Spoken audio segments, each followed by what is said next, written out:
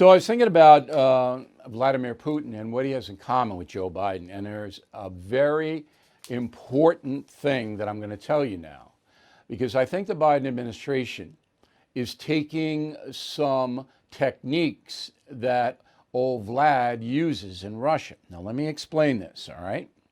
So Putin was president of Russia from 1999 to 2008.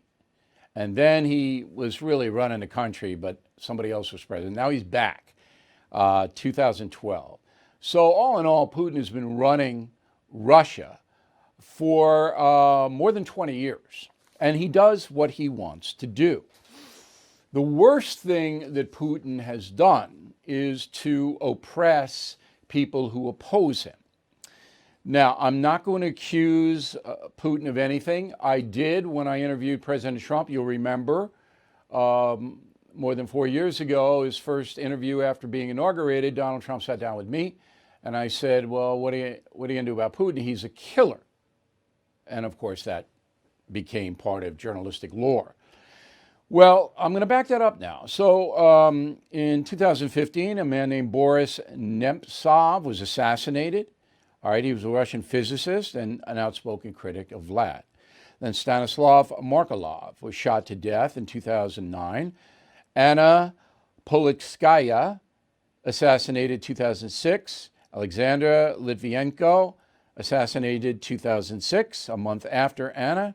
Yuri Shakai Chechin, all right, assassinated 2003. All were dissidents and outspoken opponents of Putin. They're all dead. And there are many others who are incarcerated and those who didn't die who were poisoned.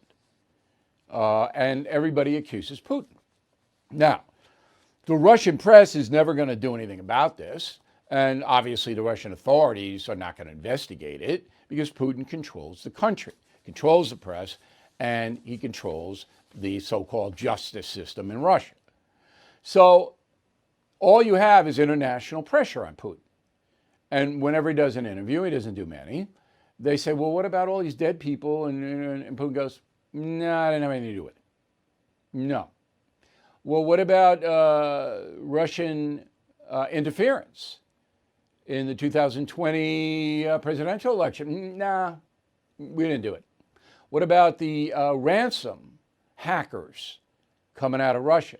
No, they're not here. We don't, no, didn't happen. What about, and on and on and on and on. What's if Putin just denies everything?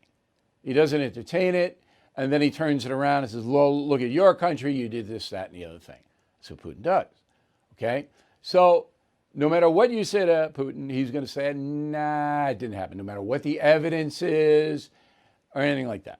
And he's still accepted in the international community. He still gets to go where he wants to go. Biden met with him. Russia's a powerful country. He's at the top of his game, Putin. But again, he will never, ever even entertain any kind of accusation, ever. He just denies everything across the board. Well, the Biden administration is doing that. I don't know whether you have noticed. So the best example is the border, which is a catastrophe. And everybody knows it. But Joe Biden, it's not so bad down there. And I put Kamala in charge. She's gonna solve it down there. Kamala has no clue and doesn't even want to be involved. So it's not really an issue for Joe Biden. And the press not really hammering the Biden. Local press is. Arizona, New Mexico, Texas, California, not so much California, but all the country, the states that are directly influenced by this massive flow of human beings across our border and narcotics. But, not a big topic in the national media. Once in a while, they get mentioned, but and Biden goes, it's no big deal. It's really not. What about inflation? Now everybody's paying more for gas and food and clothing and used cars, new cars, everything. Inflation's going up the fastest it's gone up since 2008. Here's what Biden says. Our experts believe, and the data shows, that most of the price increases we've seen were expected and are expected to be temporary. Reality is you can't flip the global economic light back on and not expect this to happen. As demand returns, there's going to be global supply chain challenges. So they're experts. Their experts believe the data shows most of the price increases have been expected. They were expected. Well, the White House Budget Office didn't expect it. That predicted 2.1% inflation. It's now 5.5%. The Fed, they didn't expect it. So who exactly are these experts, Mr. Biden? Who are you referring to that expected this huge jump in inflation? And of course, wages aren't up, so people are losing money under your administration, right? No. Nope. And then the gas prices themselves up $1.25, $1.30 in 6 months. And Biden said the Colonial Pipeline hack did it. Yeah, that's a ticket. Remember the guy on Saturday Night Live go, yeah, that's a ticket. It's the Colonial Pipeline hack. How about Hunter? Hunter Biden has made money, tens of millions of dollars, off his father's power. There's no question about that. He did. Roll the tape. Did Hunter Biden commit a crime? Have you spoken to your son, Mr. President-elect? Proud of my son. Proud of my son. That's it. Proud of him. Didn't do anything. Doesn't even say that.